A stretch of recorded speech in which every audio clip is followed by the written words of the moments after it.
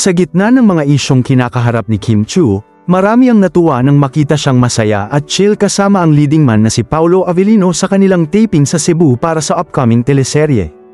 Ibinahagi ng dalawa ang ilang larawan kung saan makikita silang parehong relaxed at nag-e-enjoy sa simpleng bonding moments off-cam.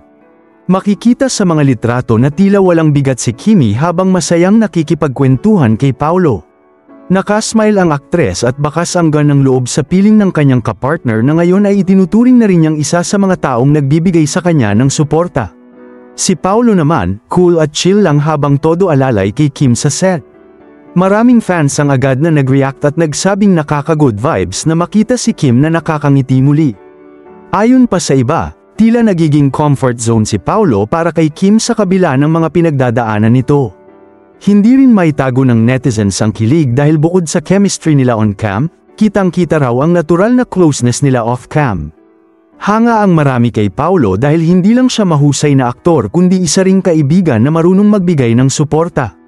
Pinuri rin siya ng mga netizens bilang gentleman at protector ni Kim. Dahil dito, mas lalong umaasa ang mga fans na lalong magiging matatag at masaya ang aktres.